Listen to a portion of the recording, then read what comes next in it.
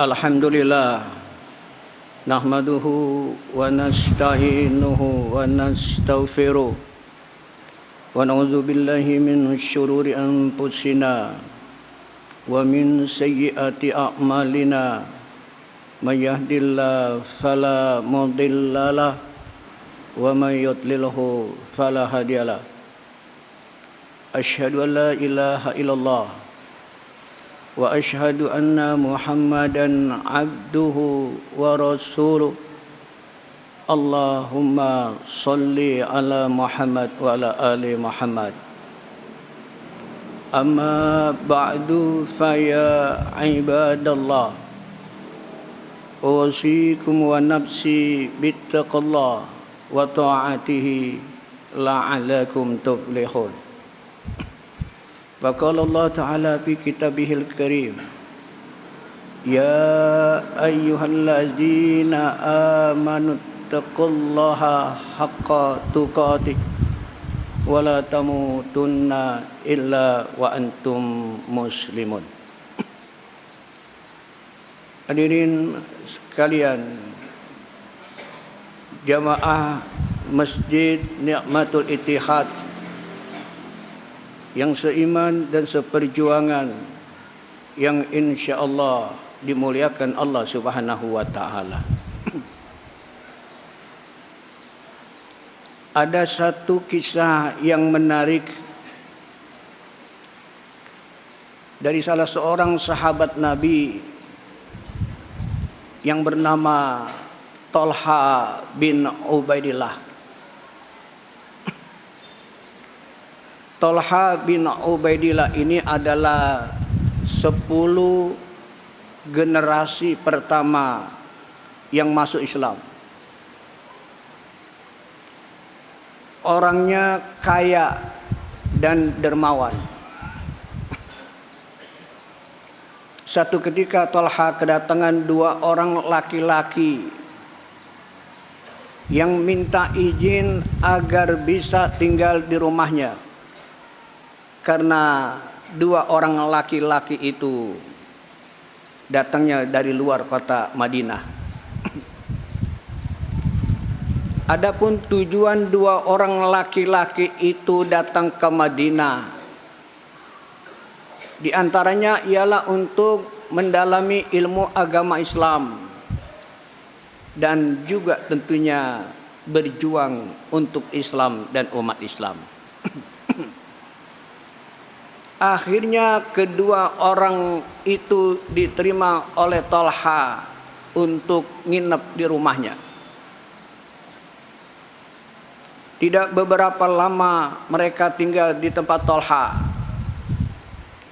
Kemudian Rasulullah Shallallahu Alaihi Wasallam menyerukan untuk melakukan perang jihad fisabilillah melawan orang-orang kafir ketika itu.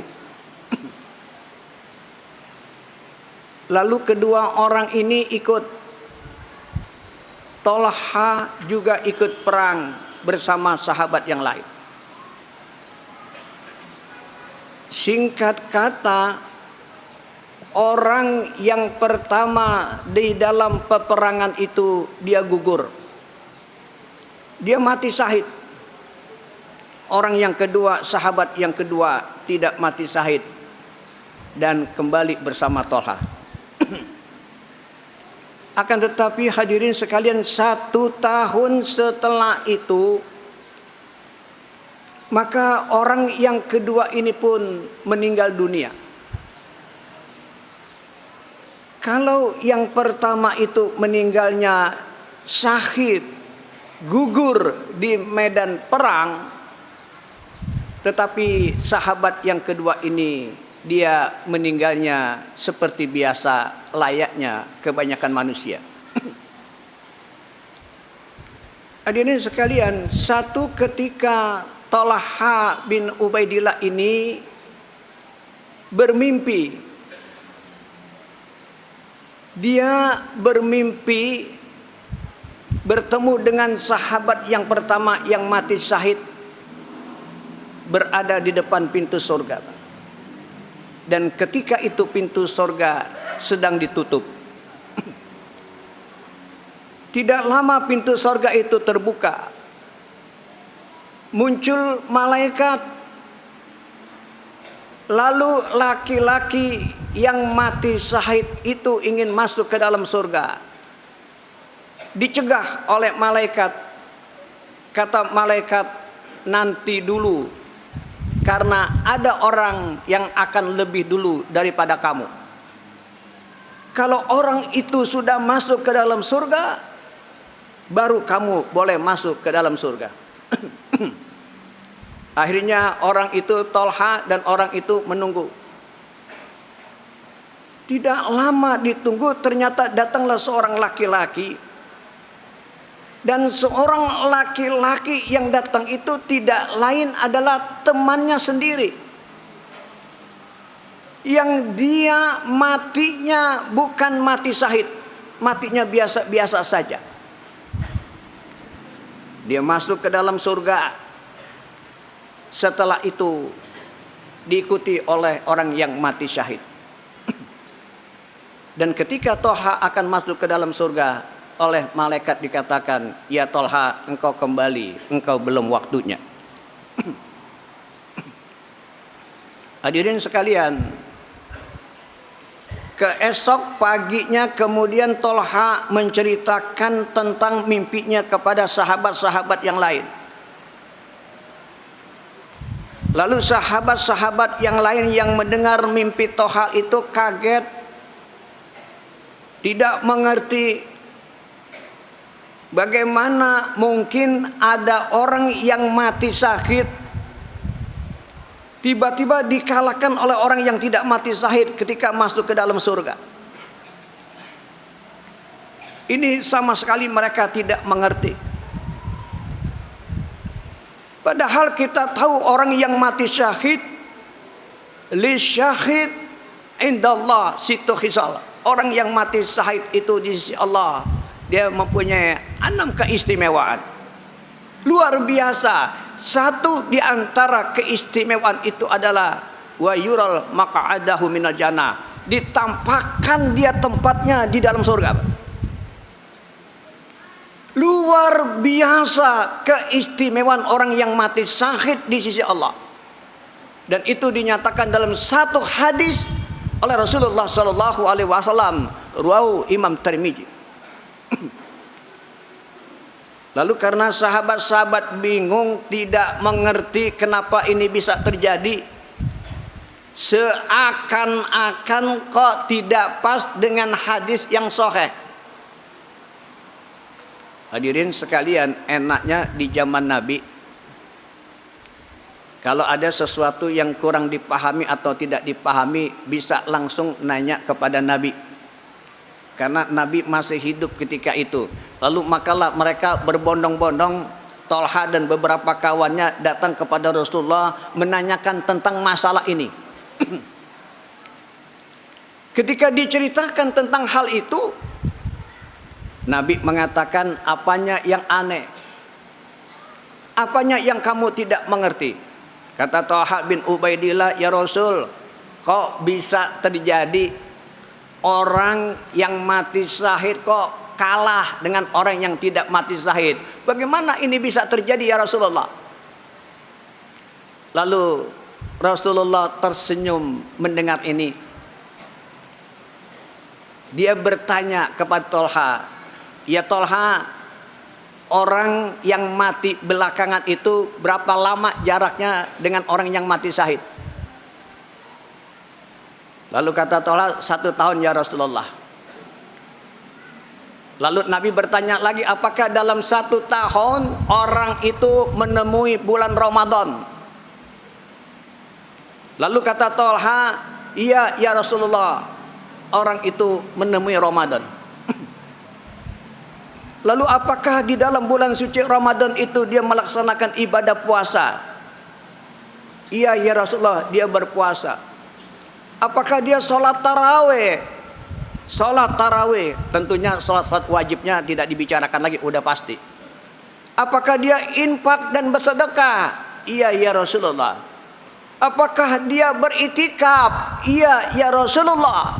Maka ketika Tolha mengatakan demikian, Rasulullah dalam satu hadis an Abi Tolha, hadisnya sahih, menyatakan bima bainahuma ab'ad mimma bainas sama wal ard, bahwasanya orang yang menemui bulan suci Ramadan lalu dia melaksanakan berbagai macam rangkaian ibadah yang diperintahkan oleh Allah, dicontohkan oleh Rasulullah, itu nilai kebaikannya lebih besar daripada orang yang mati syahid, dan jaraknya itu seperti langit dan bumi. Hadirin sekalian, kita yang masih ada di dalam suasana Ramadan, patutnya kita bersyukur kepada Allah Subhanahu wa taala, dan insya Allah berbagai macam rangkaian ibadah dari mulai awal, pertengahan sampai sekarang kita berada di ujung Ramadan, kita masih konsekuen dan komitmen untuk melaksanakan berbagai macam ibadah-ibadah itu. Dan tentunya yang menjadi penekanan bagi kita umat Islam, bahwa ibadah yang kita lakukan selama Ramadan itu targetnya bukan cuma sekedar kita laksanakan, akan tetapi ibadah itu di samping kita laksanakan, maka targetnya bagaimana ibadah itu diterima oleh Allah Subhanahu wa taala. Dan itulah yang kemudian kita selalu mengaminkan apabila ada orang berdoa, Allahumma taqabbal minna sholatana wa siyamana wa qiyamana. Ya Allah, terimalah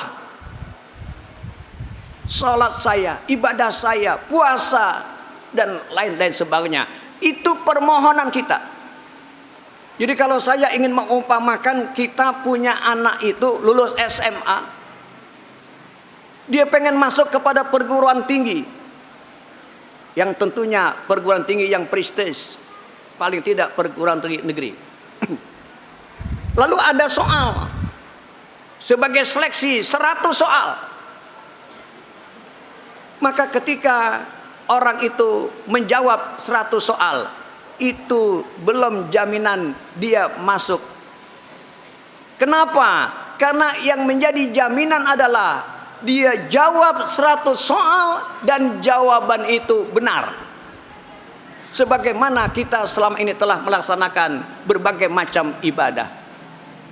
Ibadah selama di bulan suci Ramadan itu bukan cuma kita laksanakan, tetapi kita berusaha agar diterima oleh Allah Subhanahu wa taala. Karena kalau ibadah-ibadah itu tidak sesuai dengan ketentuan Allah dan Rasulnya, Rasulullah mengatakan dalam satu hadis ruwahu Imam Tirmizi, ragima anfu rajulun dakhala alaihi Ramadan suman salaha lam yukfarlah. Betapa meruginya seseorang yang dia mendapatkan bulan suci Ramadan, akan tetapi dosa-dosanya tidak dihapuskan oleh Allah Subhanahu wa taala. Hadirin sekalian, oleh karena itulah mari sama-sama kita bercermin apakah ibadah Ramadan kita diterima atau tidak oleh Allah. Itu memang urusan Allah, Allah yang tahu. Akan tetapi Allah mengingatkan kepada kita dalam surah An-Nahl, surat ke-16 ayat 92, Allah menyatakan, wala takunu kallati nagodat ajlaha mim ba'di quwwatin ankasa. Janganlah kamu seperti seorang perempuan yang telah memintal benangnya dengan kuat, setelah itu dicerai beraikannya kembali. Sia-sia, tidak ada artinya. Oleh karena itulah, ketika kita sudah melaksanakan rangkaian ibadah, maka nanti indikasinya adalah ketika kita meninggalkan Ramadan, masuk 1 Syawal dan selanjutnya, apakah tempaan Ramadan itu berhasil atau tidak. Oleh karena itulah para ulama menyatakan orang yang ibadahnya insya Allah diterima oleh Allah, ketika Ramadan telah meninggalkannya, maka yang perlu dilakukan adalah yang pertama al-iltijam bi sholatil jamaah fil masjid. Dia terus berkomitmen untuk melaksanakan sholat berjamaah di masjid. Yang kedua, mudawamatu qiraatil Quran. Dia meneruskan membaca Al-Quran. Jadi membaca Al-Quran bukan cuma di Ramadan, terus dia membaca Al-Quran. Yang ketiga, mudawamatu qiyamul lail, terus melaksanakan sholat malam. Kalau di Ramadan kita minimal 8 rakaat, bahkan ada yang 20 rakaat, maka pertanyakan di dalam diri kita, nanti ketika Ramadan sudah hilang, berapa rakaat yang kita laksanakan di luar Ramadan. Lalu yang keempat, hifdzul lisan wal basar wal fajri. Kita jaga lisan kita, ucapan kita, jangan hoak, jangan memfitnah, ya. Jangan mengatakan umat Islam itu radikal, memfitnah, apalagi yang menyatakan itu adalah orang Islam. Kalau dimisalkan saya punya anak yang beragama Islam, lalu harga mati anak saya perempuan, siapapun yang mau menikahinya wajib agamanya Islam, apapun jabatan dan tingkatannya, kalau bukan Islam tidak akan mungkin dilaksanakan. Nah, cara yang berpikir ini seakan-akan dikatakan radikal. Kenapa? Karena berpegang teguh kepada ayat dan hadis. Ini sekarang kondisi umat Islam dipojokkan sedemikian rupa. Oleh karena itulah, hadirin sekalian, bicara yang baik dan benar. Siapapun yang melarang orang bicara yang benar, bicara yang hak, bicara yang sesuai dengan Al-Quran dan hadis, dia cegah atau tidak diperkenankan, nanti kelak dia akan bertanggung jawab di hadapan Allah Subhanahu wa ta'ala. Lalu yang kelima, yang ciri daripada orang yang ibadahnya selama Ramadan diterima ada al-inayah bil mustad'afin, yaitu terus peduli kepada orang-orang yang tidak mampu, orang miskin, orang yang nggak mampu. Kepeduliannya itu tidak boleh hilang. Bukan cuma di Ramadan, di luar Ramadan itu pun kita harus lakukannya. Hadirin sekalian jamaah yang berbahagia, oleh karena itulah mari sama-sama kita bertekad. Ramadan boleh meninggalkan kita, akan tetapi rangkaian-rangkaian ibadah selama Ramadan hendaklah insyaallah kita akan meningkatkannya. Barakallahu li wa lakum fil Qur'anil azim wa nafa'ani wa iyyakum bima fihi minal ayati wa dzikril hakim wa taqabbala minni wa minkum tilawata innahu was-sami'ul alim. Aqulu qouli hadza wastaghfiru innahu wal ghafurur rahim.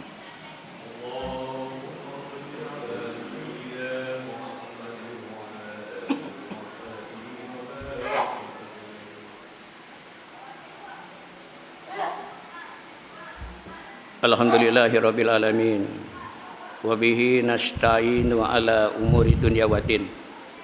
Asyhadu an la ilaha illallah wa asyhadu anna Muhammadan abduhu wa rasuluh.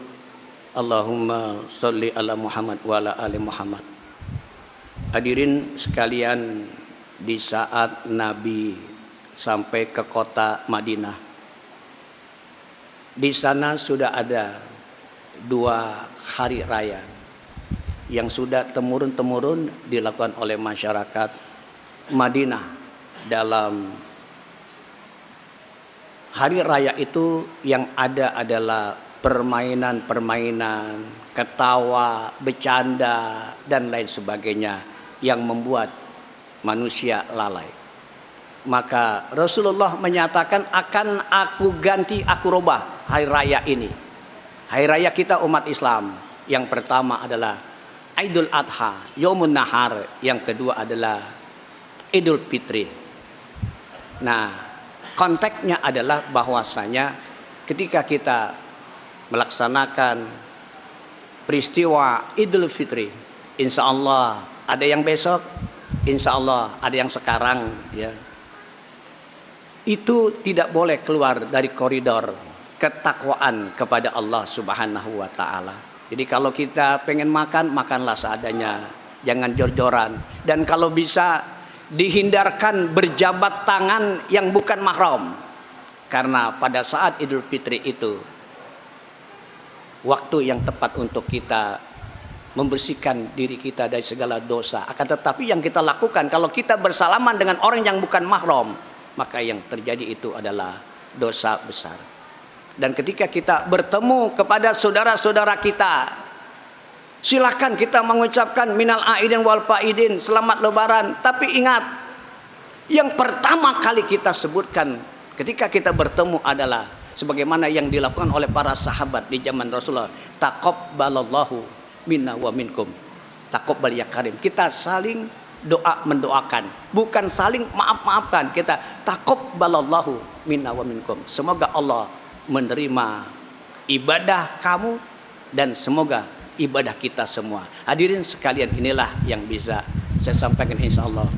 Innallaha wa malaikatahu yusholluna 'alan nabi ya ayyuhalladzina amanu sallu alaihi wa sallimu taslima. Allahumma shalli ala Muhammad wa ala ali Muhammad kama shallaita ala Ibrahim wa ala ali Ibrahim wa barik ala Muhammad wa ala ali Muhammad kama barakta ala Ibrahim wa ala ali Ibrahim fil alamin innaka Hamidum Majid.